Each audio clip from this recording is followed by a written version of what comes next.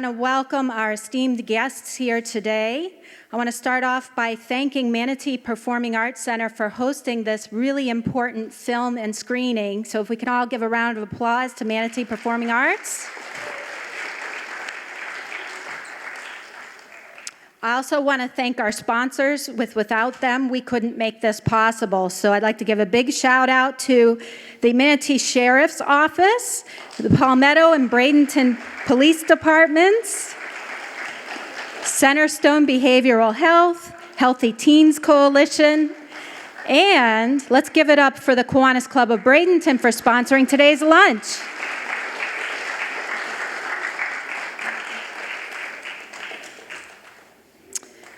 Today is a really special program, and this is something that is so important for our community.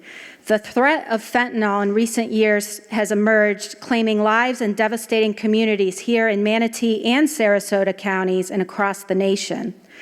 Welcome to the Fentanyl Project. Fentanyl is a synthetic opioid, and it's a powerful drug that has been responsible for a growing number of overdoses across the country. Today, we invite you to learn about the impact of fentanyl and how it is affecting our communities, our families, and our friends.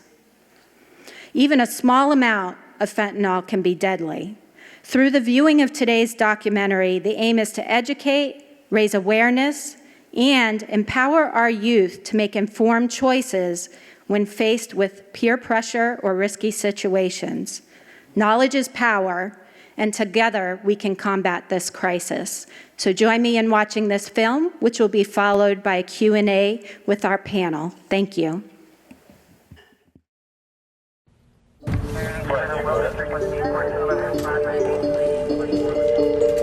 911, what's the location of your emergency?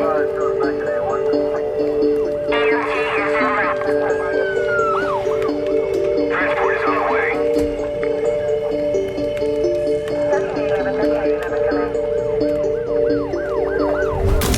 No drug is safe right now. People who are taking drugs and not knowing that fentanyl is laced within them are dying. It seems like these drug traffickers are targeting a younger audience. What appeared to be oxycodone, Adderall, Percocet, Xanax, or maybe cocaine, actually contained fentanyl. Seizing thousands of fentanyl pills on Wednesday, hidden inside some candy boxes. Then a message on their daughter's cell phone, showing she ordered what she thought were Xanax pills. The mother says they were laced with fentanyl. It's cheap, and drug dealers are putting it in everything. Many people are ODing on fentanyl without even knowing they're taking fentanyl.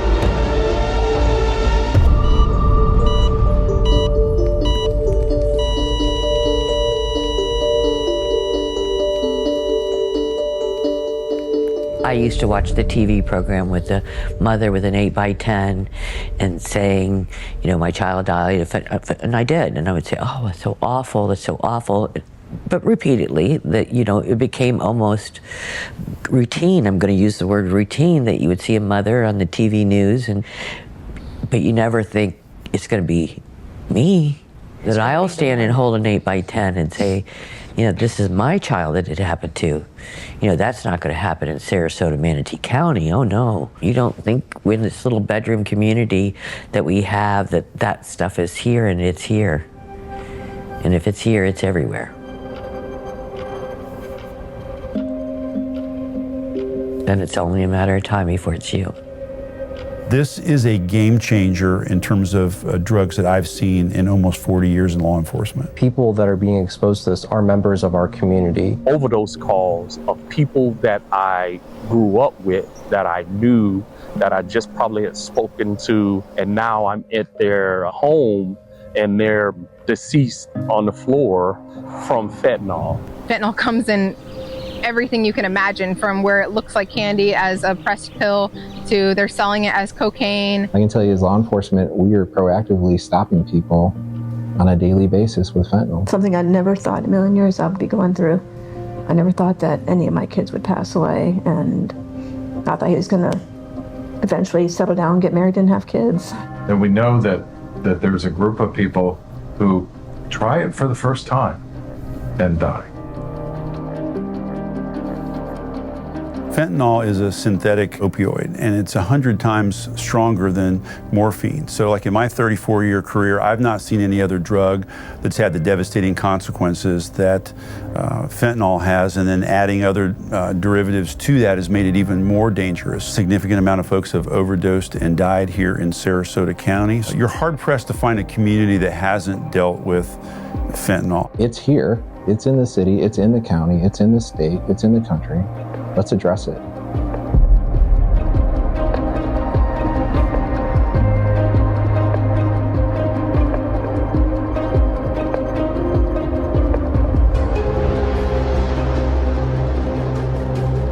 Fentanyl specifically works a little bit more quickly than some of our other pain-relieving medications, so it's a very common medication to receive in the emergency department in procedural areas because it has a very fast onset of action. And so if somebody comes in, let's say, with a traumatic injury, fentanyl is going to be one of the better ways to provide pain relief to that patient quicker than some of the other medications that we have. When you're talking about the fake pills, this may be the base of the pyramid of those that maybe use on a weekend basis or find that they're in a social situation where they may not know what they are. And remember, we're at the end of the tunnel.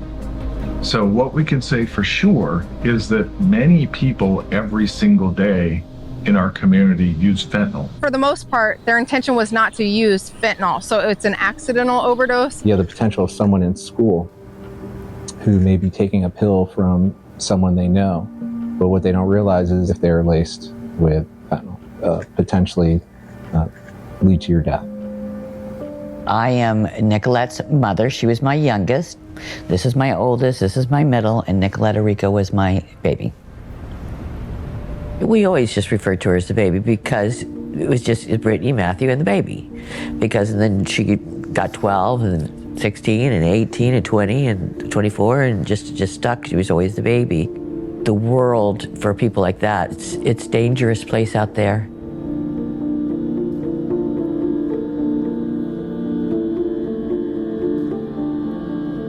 It's an important story to tell, that it could be anybody, how your world can just be turned upside down in like the blink of an eye. I'm Elaine Finn. I am a mother of 3 boys, Sean, Kevin, and Tommy. He was always an outgoing boy. He always thrived in any sport that he was in, whether it was Little League, T-ball, soccer, basketball. He thrived in every sport that he did. He was very outgoing, and to me, he just loved life, and he had a lot of friends, and he had a beautiful smile, and he was a great brother to Tommy and Kevin. And he was just the perfect son.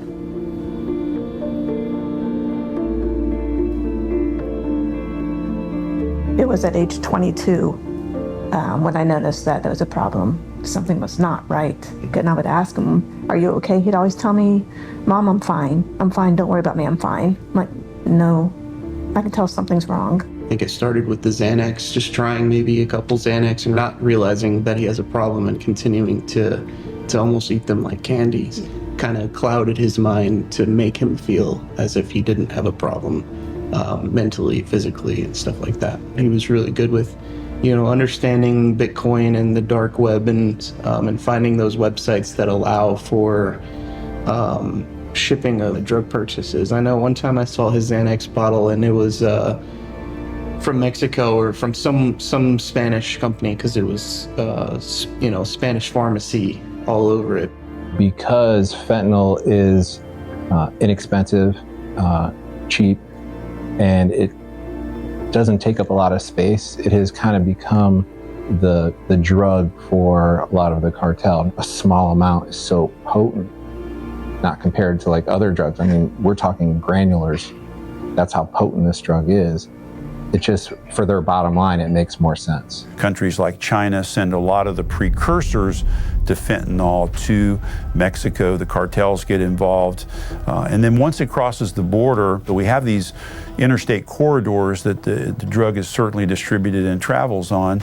And Florida is the third most populated state in the country, right? So there's a demand for that here, unfortunately, and a lot of that makes its way into Atlanta and then south, primarily into Bradenton and then into Sarasota County from what we can tell. This is a deadly drug. In many cases, it does kill people, and sometimes it's killed people who have taken it for the first and only time. When is enough is enough.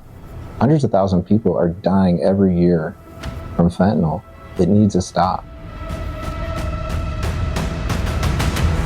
The misconception is that they're a drug abuser or they have used drugs a long time, and it doesn't have to be that. It could be their first time or their first and last time, unfortunately, because the fentanyl that took Nicolette's life, it was given to her from a friend. She was mourning the death of my mother just not even a week before, and that would help her with mourning.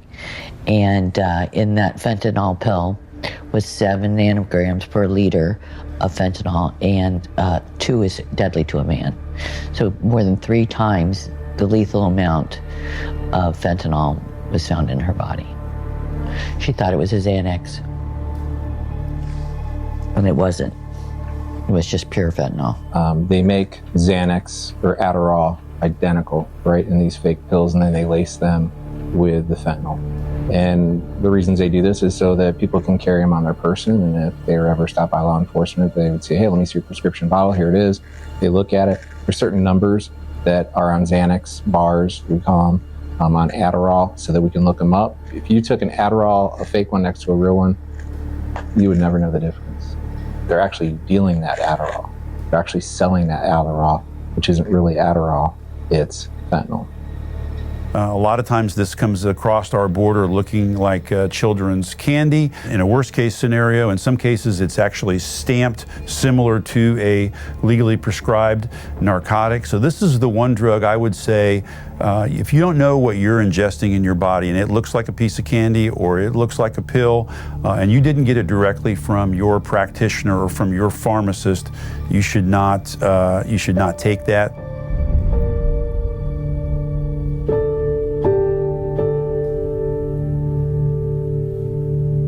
If you come across someone who you believe has been exposed to fentanyl or another opioid and has overdosed, I think the best thing you can do first and foremost is to summon EMS, call 911, and get professionals to the scene so that they can ultimately perform the necessary resuscitation measures. If they have somebody with them, we're fortunate enough in the city of Sarasota that our fire department is so close and they have Narcan that usually they can administer Narcan and prevent it from being a fatal overdose.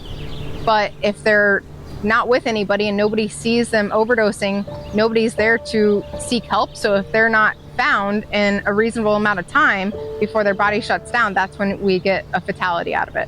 So yeah, me and Sean lived together for about 4 years or 4 so. years. Mm-hmm. So a good majority of the time when he was struggling, when I checked up on him to say goodnight is whenever I found him ultimately slumped over. Unresponsive.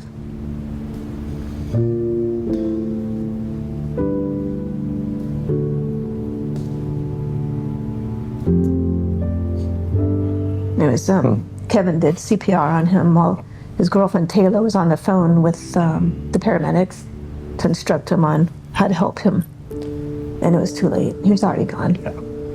Yeah, unfortunately, when I saw him, I knew there's... He was already gone. There was nothing that Kevin could have done. Yeah. But yeah, from then I kind of flipped him over and realized the CPR wasn't working on the bed. Kind of rolled him over onto the ground and then continued CPR while he yelled at Taylor to call 911 for me, basically. We didn't need the confirmation. I didn't need the confirmation. It wasn't confirmed yet. He wasn't pronounced dead yet. They were still working on him inside. And I called Tom and was like, hey man, I need you to go wake up our mom. I think Sean's dead. It was just so weird because, I'm so detached from like everything. I've been playing my games for such a long time, I'm just sitting in my chair doing nothing all day. I picked up the phone and Kevin told me what happened, and I didn't even, I don't know how to react, how you're supposed to react, and that sort of thing. So, went to Mom's room, and I think I even just said something like as bland as like, "Hey, I think Kevin has something he needs to say to you," or something like that. I don't know how to, to say that. Yeah, so, but I had a feeling that something was wrong because Kevin would never call me after midnight unless there was something wrong. And as soon as Kevin was frantic on the phone, and I didn't believe him. I didn't want to believe him. I said, no, he's not dead. And then hung up, and we left right away to go to the apartment. And saw the ambulances and the police officers were there, and I still didn't believe it until we got to the apartment. And the first thing one of the officers told me was, "Sorry about your loss." Once they do the autopsy and we found out, the reasoning is, it kind of like hurts because, man, this person had a problem and have ran into a drug that takes no prisoners. What we're seeing now, fentanyl, carfentanil, remifentanil, sufentanil, all of these more advanced, ultra-potent opioids, it only takes one exposure to have an unfortunately fatal outcome. I got a phone call from a friend of hers, a girlfriend of hers, that have I talked to Nicolette that day. But when she said she was using drugs to warn my mother, I immediately became concerned. And then I called her sister. About 8:30, I'm walking out of Walmart with the kids. She goes, "Oh, can you go check on your sister?" I got the kids. So I'd be taking my 3 boys who are 8, 6, and 2, drag them all the way down there. And I said, there really better be something wrong. I think I jokingly said, I'm gonna kill her if there's nothing wrong with her, jokingly. Not even thinking, just jokingly saying it. Her roommate, one of her roommates, I said, "Can you please let me in?" I said, "My mother's on the phone." And of course she's speaking up, and I said, "She's worried." So he opens the door and lets me in, and I climb the stairs. And I open the bedroom door, and she's sitting there like somebody sleeping with her hands kind of to her chest. And I said, "Sissy," I said, "Mom wants me to check on you." And I reached out and touched her, and she was cold. And I said, "Mom, I gotta go, you gotta call 911, I gotta go." And I said, I automatically started CPR. Not thinking anything was wrong, and I was screaming and begging someone to call 911. I didn't want to stop, just hoping that there was something there, and not realizing that there was nothing there. When the paramedics came, he said she's cold and she's been gone and to stop, and I needed to leave. So I go downstairs, and of course my kids are in the car. I can't even look at them. I can't even, they had just lost an auntie. And I just literally sat there on the ground crying because I knew I had to call my mother back and tell her that her baby was gone. So I remember making the phone call to Matthew and begging him to go to Mom immediately. The scream. That scream. Brian was already in bed. Like, we were going to bed. I was like, no. Like, and it was just like from deep down, like, you can't, like, I could, in my, like, happiest day, I could just think about that moment, and it would make me cry, because I remember the screaming that, you didn't think you could scream like that. It's guttural, it's animal, it's begging, it's crying, screaming, pounding. My children have to mourn, I have to mourn with them, and our lives are never going to be the same without Nicolette.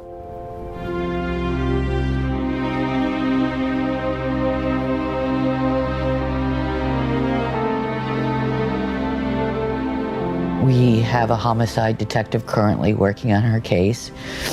I'm suspecting that one of her so-called friends online, or it could have been even somebody she went to school with, we're not sure yet, gave her the pill or sold her the pill. And so we're hoping that we can find that individual and put a stop to it for the next family that may come across somebody that has these types of pills that kill instantly. The message is also out there to those that are dealing this poison. We're looking for you, we're coming for you, and we will enforce the law. We have a very good working relationship with our state attorney in these homicide or attempted homicide cases. We've got some good criminal sanctions and put those folks away. And of course, every dealer that you put away that's dealing that poison helps with the problem as well. When you step back and take an overall look at the overdoses and the deaths, it really goes across the spectrum from teenagers all the way to folks in their 50s, 60s, and even 70s in some cases, and even below the age of 20. There are teens and infants and toddlers. We recently had a death of a 3-year-old here who came into contact with fentanyl that was left by a family member. So it really knows no bounds in terms of age. It's just one time. And I wish I could scream that, as loudly as I can. What I would say to the public is, let's get ahead of it. All right, we have Narcan available to us now over the counter. It's available in CVS, Walgreens, Publix. You can carry it in your purse, your gym bag, and really, it's almost for like self-protection. I was even like looking up like how much is Narcan in case I want going into university or something like that to keep it on me so I can hopefully help someone from not experiencing that. Just as simple as you pull it out, you put it on somebody's thigh or onto their arm somewhere, you can inject that in there, kind of like an EpiPen, if you will, and that many times will reverse the effects that you see from fentanyl. But we've deployed hundreds of these capsules of Narcan and saved dozens and dozens of lives. And yes, we have gone back and administered it to several folks in several houses multiple times. But it has saved a lot of lives. And at first blush, people say, well, folks are dealing with this stuff and they're poisoning their own body. But you have to remember, you can use this on that 3-year-old that I mentioned before, or on a family member, or somebody that inadvertently came in contact with it, or ingested something that they didn't know what it was. And all human life has value, right? So we should be trying to save those folks and then, teach them about the dangers of it. When they come out of the addiction recovery pod, most of those folks graduate and have a very good understanding and are successful. But a lot of times you have to go back and you have to use that Narcan over and over. They're humans. There are brothers, sisters, cousins, friends, children of friends that we know, and so they are humans that deserve appropriate treatment for the disease state that they have. If you don't carry naloxone, calling 911 is, certainly the best thing that you can do. And they will certainly be able to help walk you through the treatment process for somebody, checking a pulse, checking to see if they're breathing, those types of activities. With the Good Samaritan Act, people can seek for medical attention without worrying about having to get in trouble. That way we don't have those people overdosing and dying. If one person, just one person is saved of this, it's one person. Not only do the parents have to be involved, not only do schools have to be involved, but the police should be involved as well. The sheriff's office should be involved as well. And I think we're starting to take that torch and we're starting to push on with it. Please don't do it. Please stop. Or you'll probably end up ODing later. And then we're coming in to try to pick up the pieces, and then your family member are going to come try to pick up the pieces. Your life can change just like that. That might be the last party you ever go to. And if you make it through that night, the addiction to that drug may be so strong that every party thereafter, you need that pill until your life is totally destroyed. Everybody is maybe only 1 or 2 degrees of separation away from someone who has used these drugs or knows somebody in their peer group who has used these drugs. They've been offered these drugs. We all have to be aware and involved and do what we can to support. It just made me realize how precious those moments were. Like, or even sending me happy birthday, asked me to mini golf or bowling. Most of the time I would just keep playing video games like nothing's going on. And I still do that pretty much, just still play video games.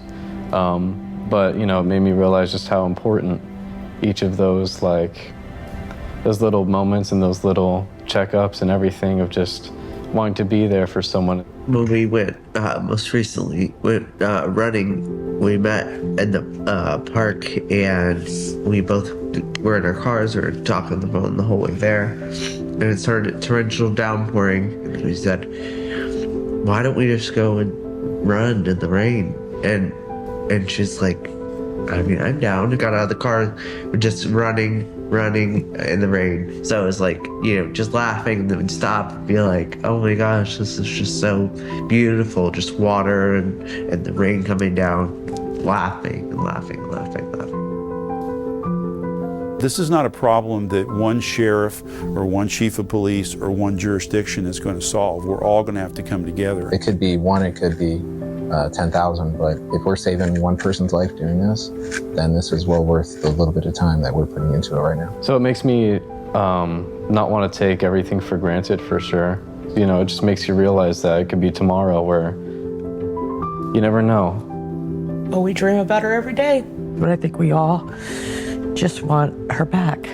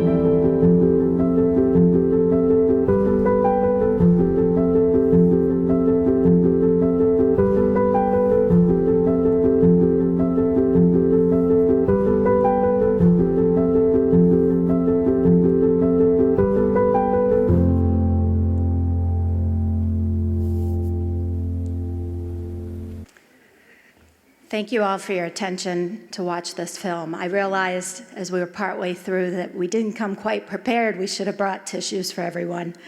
So I want to welcome up our esteemed group of panelists for today and the film's producer from Wingspan Productions, Miss K.T. Curran.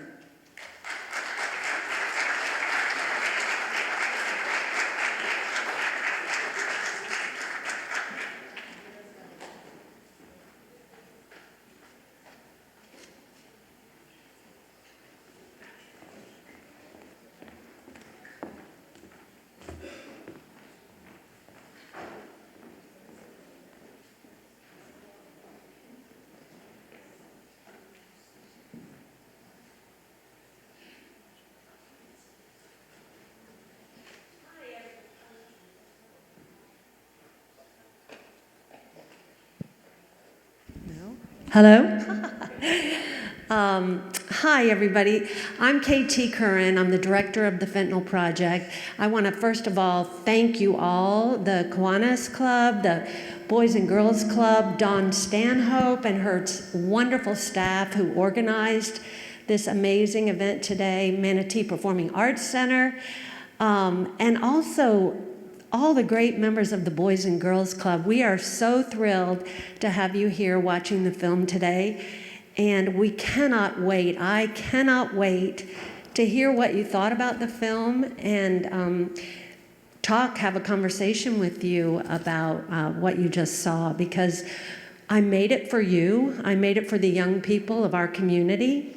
I have spent my entire career, probably a really long time, too many years to count, doing plays and films for young adults. In fact, I was at Boys and Girls Club a few years ago with my film Surviving Lunch. I don't know if any of you were around about 4 or 5 years ago who saw that, about bullying and gun violence, but I loved your center and meeting and talking with all of you then, and I'm just so honored to be back today. So thank you, Dawn, for inviting me and our panel here today. I would love to have our panelists. I'm just so honored and grateful for all your help all in the making of the film with Matthew and Brittany, and also our additional panelists here today who are here to talk to you. These are people who are walking the walk, who really understand the impact of fentanyl poisoning on our communities and on our loved ones. And so I really want to spend a lot of time talking with all of them and with all of you and answering any questions that you have. So we'll start. If you would just introduce yourselves to the audience and also tell us why you thought it was important to be here and join us today for the film.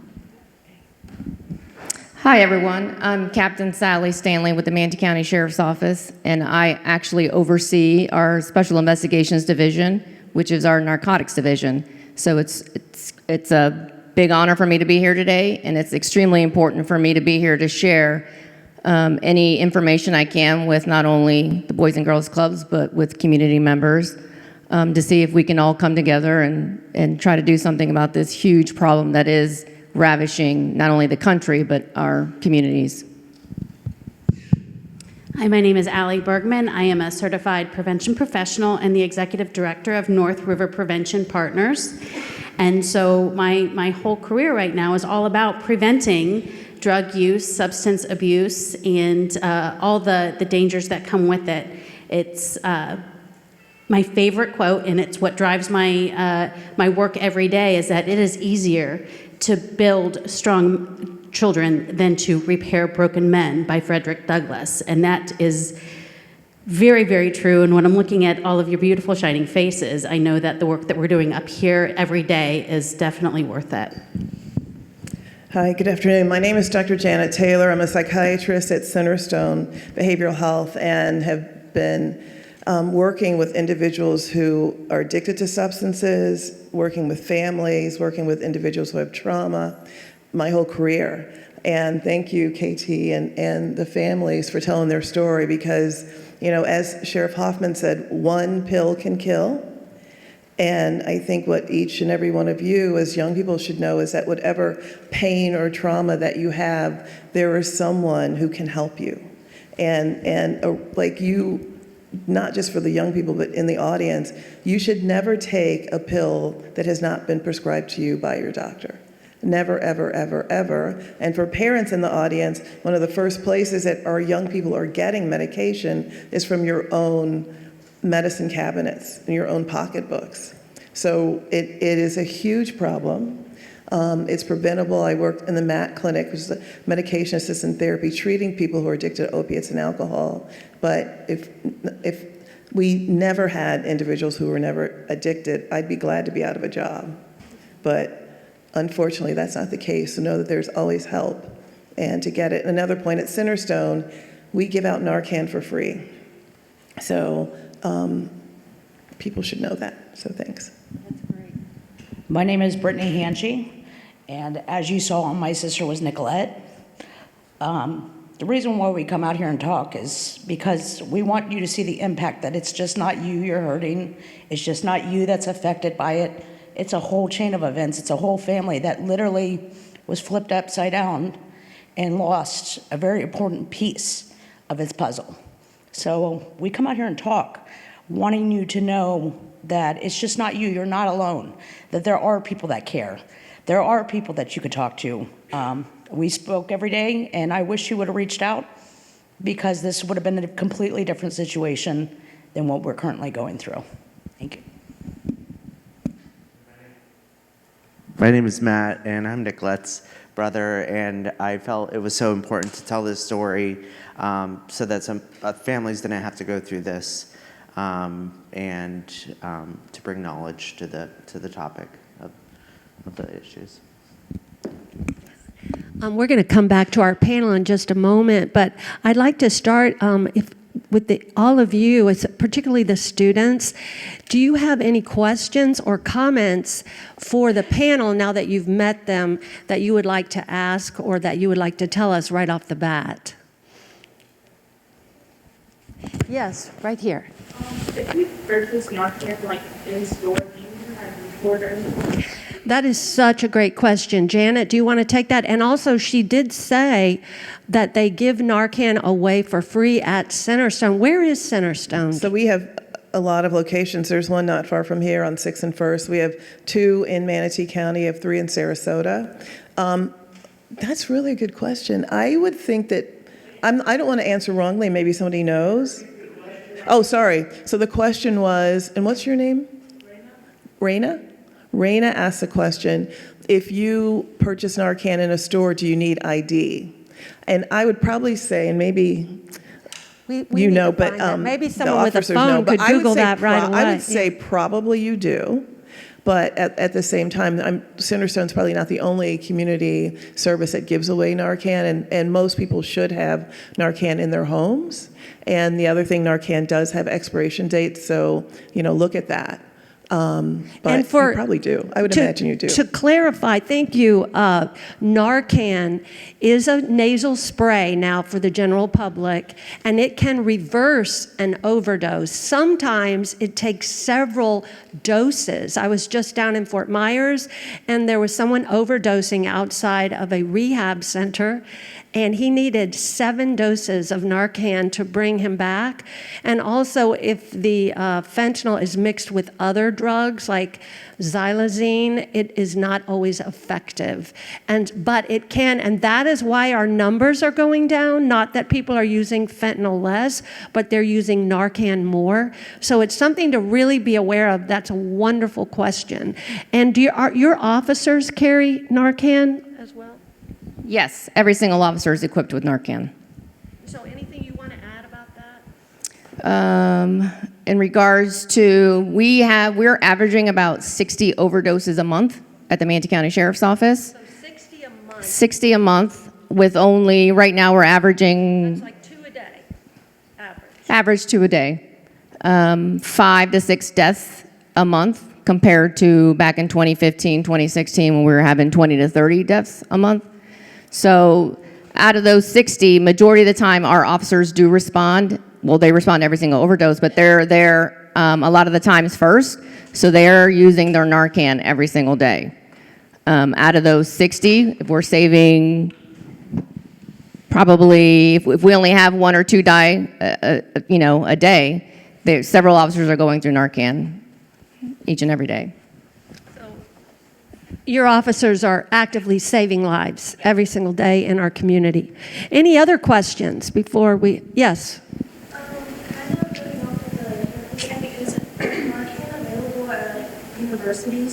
Is Narcan available at universities? This is not a standardized distribution nationwide, but I think, as the young man in the film says, Thomas, everyone should be aware, especially if you're a young adult and you're in situations where you're going to parties or you have friends, have Narcan in your medicine cabinet. You can get it at Publix. You can get it for free at places like Centerstone, or you can research this online in your community and speak to your universities. Take an active role, because we can really look out for each other and help each other in this regard. Yes, right here.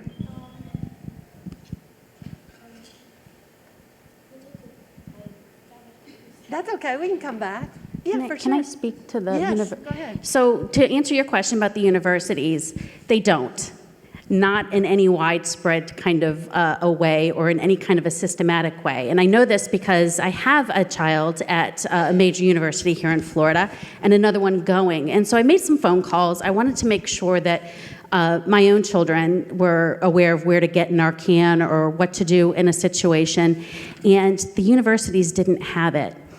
Just this year, the University of Florida decided to place 1 dose of Narcan in each floor of their dorms across the university. And that is a lot of Narcan, but obviously it's not enough. And so this is for the adults and the parents in the room. What I've done as a mom and as a prevention professional is I've gone to our community resources, the Manatee County government. I've gone to Drug Free Manatee. I've gone to Centerstone, and I've gotten lots of doses of Narcan, and I've given them away to my daughter's friends who just graduated from high school and are on their way to university. To those who are not going away to university, I gave out cards of where they can find their own free doses of Narcan, because it's not just anyone who is, as is stated so many times today, they're meaning to get high or they want to use fentanyl. It is an accident most of the time for these young people. And so I think that if you're concerned that your university doesn't have it, like she said, please get proactive on your campus. Start asking your RAs, your resident assistants, your deans of colleges, and heads of housing to please provide that for you on campus. If not, all major campuses do have university police departments and first responder departments that do have Narcan, so make sure you know how to get a hold of them quickly if you don't actually have it. I've had 2 people tell me in the past 2 weeks of babies coming across fentanyl in an Airbnb and being rushed to the hospital thinking that was candy and were exposed. So, yes.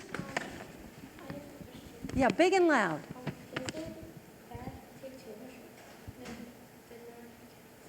Is it bad to take too much Narcan? From what Sheriff Hoffman told me and Chief Troche, who are in the film, Chief Troche, that it will not harm you. Like if someone appears to be overdosing, and you guys can back me up on this, if someone appears to be overdosing and their eyes are, they can't breathe, there's visible symptoms, and you administer Narcan, it will not hurt them, but it could save their life. Is that correct? Yes, that is correct. We've given victims multiple overdose, multiple sprays.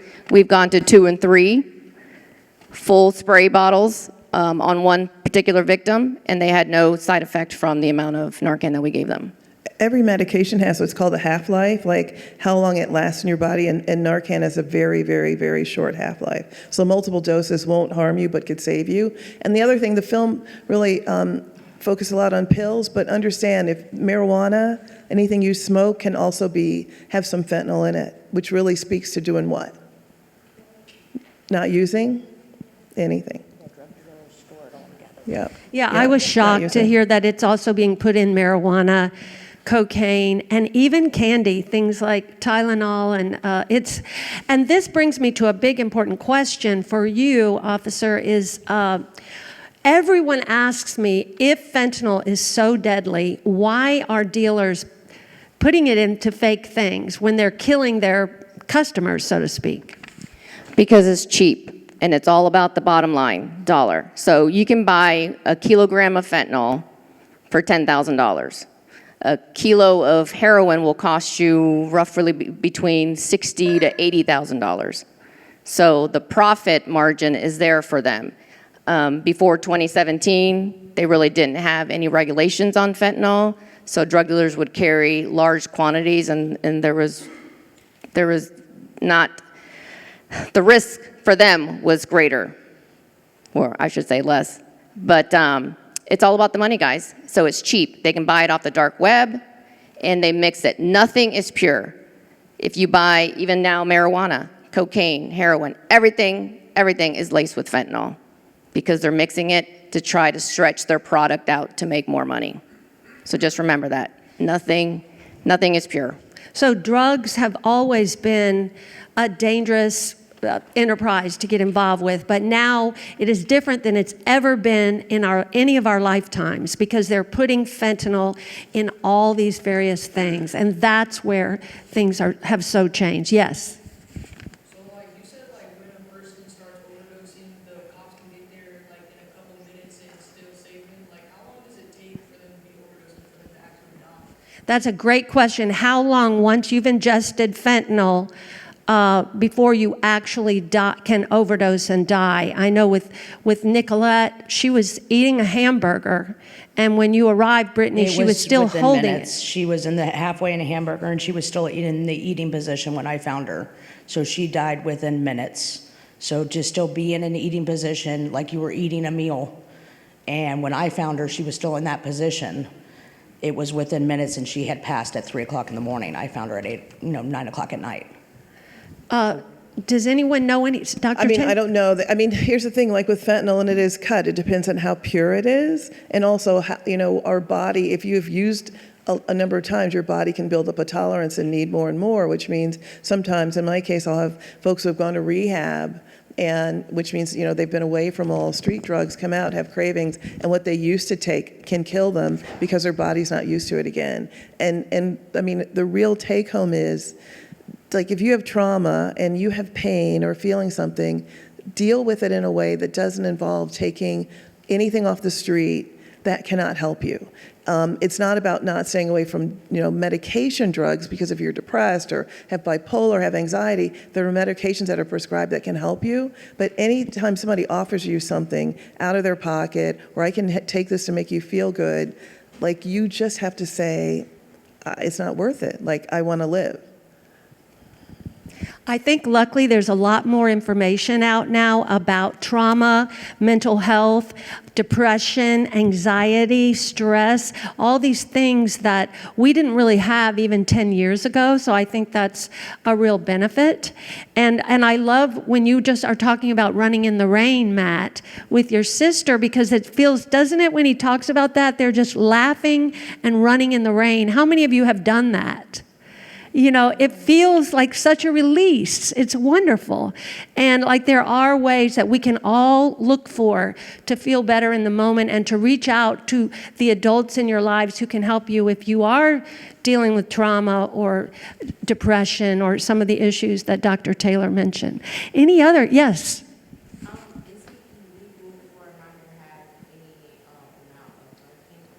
Would you say that just a little bit louder? Is it illegal for a minor to have Narcan on them? Is it, I think is it illegal for a minor to have Narcan? I do not believe so, but these are good questions about, do we need ID? Is it illegal to carry it? I would hope not, and what I will do is I will find the answer to that, and I will get that to Ms. Stanhope. Yeah, Yes. I think the key thing is to talk to your parent or caregiver so that they're aware of it, that you have it on you, and you would probably be okay. Which may mean if you're at school, maybe even having a note that it's okay for you to have. But whenever you have it, you want your parent or whoever's looking after you who's an adult to know. And with their permission, it should be fine. And I know as a law enforcement officer, if we stopped a juvenile who had some Narcan on them, I don't know if anybody that would, look at you down or arrest you for, it's not even an arrestable offense to my knowledge, but it'd be you being responsible, because you never know when you're going to come across someone who needs it. And more, the school, like I know our superintendent in Sarasota schools saw the film and wanted to make sure that Narcan was in all the schools with the nurses. It's something that more and more across America, our institutions, like I don't know if the Boys and Girls Club carries Narcan. Yes, Ms. Stanhope is nodding. So I think that's wonderful. And the more we're all aware, the more we'll have it available, and hopefully the more we won't need it. But people can, as you see in the film, they can accidentally take fentanyl and not even know they're taking it. These are such good questions. Any more questions out here that have come up? What did you think of the film? What struck you the most as you were watching it? Yes.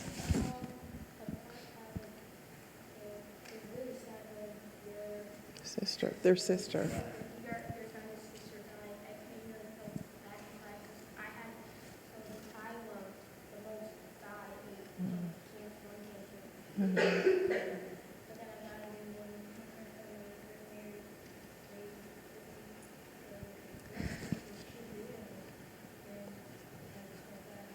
Thank you so much for sharing that. He said that he was most impacted when Brittany and Matthew were talking about finding their sister and the grief that caused. And we were even saying before the movie today that grief and sadness is not something we talk about a lot. Because, Brittany, you were saying a lot of people don't even know what to say to you about the film.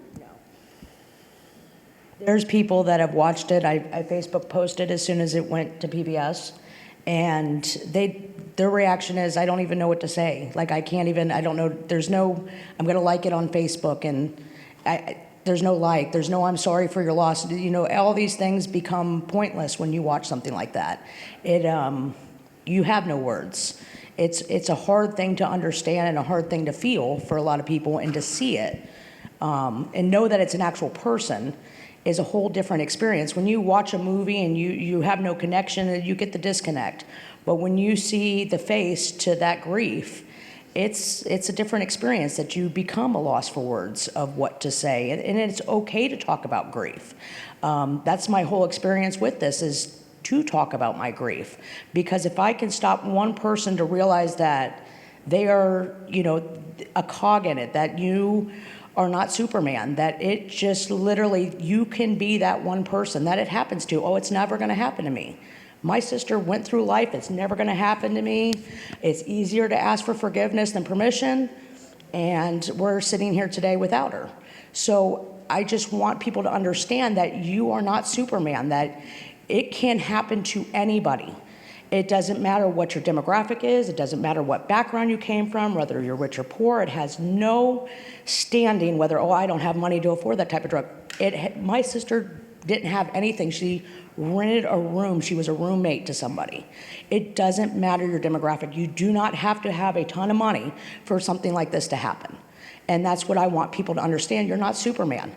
It can happen literally to anybody. And the sooner you understand that you're not someone that it cannot happen to, the sooner that you can go through life and, again, seek the help and get these things over the counter, rather than going down the road and paying a lot more for it, where these things are accessible through the health department. There's plenty of avenues to go and get the help you need to get these over the counter, that if you need Xanax or if you need Adderall or if you need these things, every drug has an equal that you can legally get over the counter to help you out through life. So maybe if everyone could say, what would you also like the audience to take away from the film? I will say right now, the drug cartel are actually targeting young adults, young people like yourselves, and they're making it look attractive. You saw some pictures of how they looked like Skittles, colorful. To them, they don't care about you. They don't care about your family. They don't care the ruin they're going to leave behind. Again, it's all about the money. So if you come across something that looks like candy, because that's what they market, and they will even put like the little candy wrapper on it. And you're not talking about in a store? In a store, no, on the streets. They're doing it for a reason. Okay, so that please take away from, remember, nothing's pure, everything's laced. And if you come across anything that looks remotely like candy, some stranger's trying to give it to you, it's not candy. I'm telling you, it's fentanyl. And that's what we're seeing right now. It's a bigger rise in that. They're sending it through the mail. We seize hundreds of packages a year, and that's what we're finding when we're seizing some of these packages. It's just everything's disguised for young adults. What frightens me too is it seems to get worse in a city and then people respond. Like in Baltimore right now, it's really a huge problem, that people dying in a really radical fashion. And I don't want to see that happen in our town. You know, I want to keep all of you thriving and growing up and living your best lives. Yes?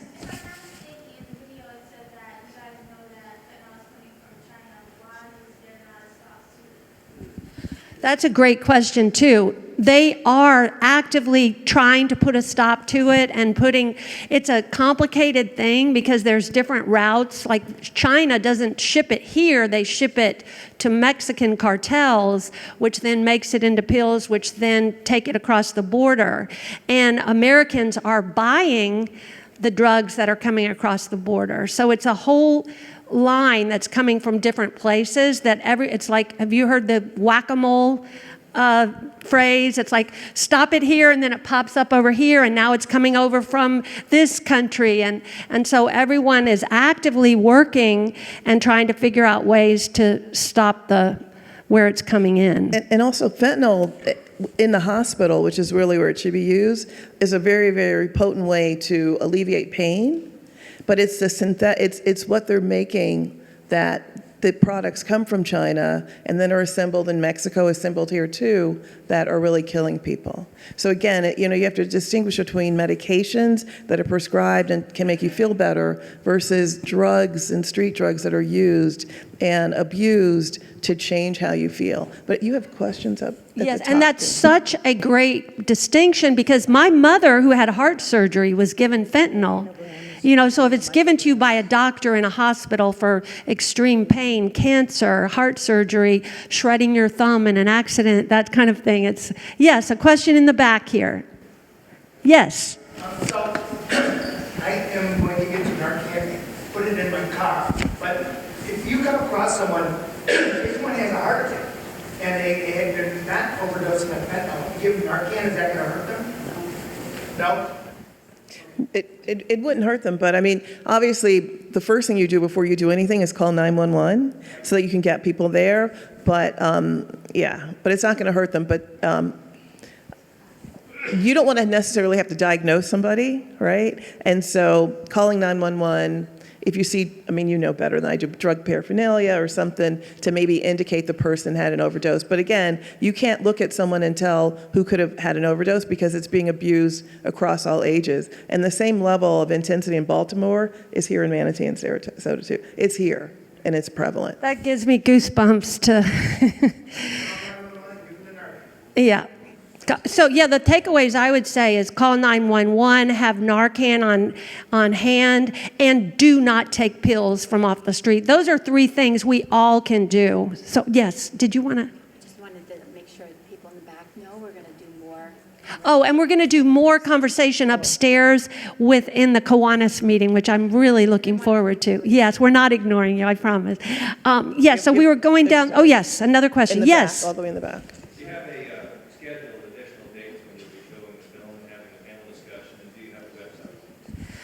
Yes, on my Facebook page, this all has happened in 3 weeks, and the film has rapidly gone nationwide. It is playing on PBS nationwide now, and on WEDU PBS and the other local PBS station.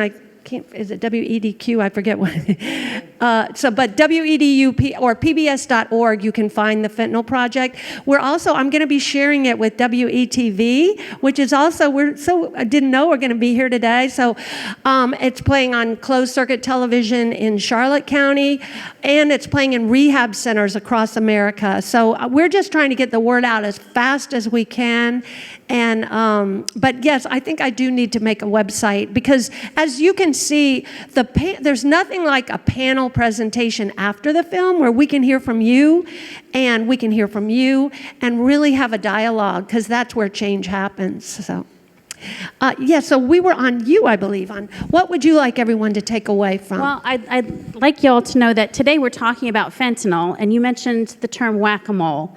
When we are substance specific in our reactions to community-wide problems, we are playing whack-a-mole. So it's really important for us to remember that you all, as the youth, you're getting the full message of prevention, and that includes it's not just fentanyl. If you want to smoke weed, if you want to drink alcohol, if you want to eat other kinds of pills, or you want to take the Xanax as your sister. She wasn't taking fentanyl.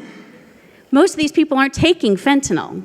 they're doing other things to help themselves to feel better, to self-medicate. And it's really important for you all to understand that there are other ways to get the help that you need. Talk to a trusted adult, make sure the trusted adults in their lives, make sure that we're building resilience in our children, make sure that you all have other opportunities to get involved in your community, that you're staying active in things that are keeping you away from the street drugs, from any type of substance that you might be tempted to abuse, because it's not just fentanyl, it's all of them.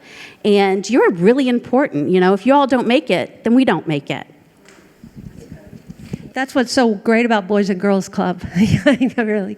Yes, Dr. No, I just want to echo that. I mean, you all truly are the future. And, you know, our brain is our biggest ally, not just for you as youth, but for all of us. And when you take street drugs, or you drink alcohol, or don't deal with, if you have any underlying mental health conditions, and you're affecting your ability to make the right decisions and get the help that you need. Some of you, not just the youth in here, some of us may have people in our own houses who are abusing drugs, including drinking too much alcohol or using things like that to change their mood. And just because it's not, you don't necessarily have to get street drugs from outside, you know, in your homes. I mean, outside of your home. A lot of the people that I talk to who become addicted start in their home. You know, drinking alcohol that's left over, using drugs, sometimes worst cases with their parents or their siblings, you know, their brothers or sisters or cousins. And the reality is, if you were feeling something, a loss, have been traumatized, you know, at your age, hormones are swinging, or going up and down, and, you know, you all are stressed out. Find somebody to talk to. Do an activity like dancing in the rain. Find a friend. Talk to your guidance counselor. Talk to Corey and your counselors here who care about you, and get the help that you need, because there should be no shame about getting mental health and making your brain and your body feel better. And it's really up to you to say something, which means that those of you in the front row who are acting like you're falling asleep, you all need to sit up, all of you 5 right there. Wake up, sit up, wake her up. Wake her up. You all need to pay attention to people who have spent their time, and KT and your counselors have brought you here, okay? All right? And sometimes I know we have different ways of listening. Sometimes we listen with our eyes closed, and we also don't know always what each of you have experienced. And so my heart wraps around yours, and I really do thank you for your attention today. You had a comment. Yeah. Okay. Thank you. Oh, okay. So we have about 1 more minute. So Brittany and Matthew, one last thing in the final minute that you want to share? So the reason why we did the film ultimately was to save lives. So if you could raise your hand just to make a promise that you won't take something that's not prescribed, that you will go see medical professional for, you know, anything that you feel like you're needing, or therapy. If I could just get a raise of hand, just a promise that you won't take something off the street. That makes me feel good. Great. Thank you. One more round of applause for everyone. Thank you for your time and attention. KT, thank you for putting this together. Thank you, panelists. You all are amazing. I hope you all have a blessed rest of your day. Thanks again for being here. Kiwanis members, we're going to head upstairs and continue the conversation over lunch. Thank you.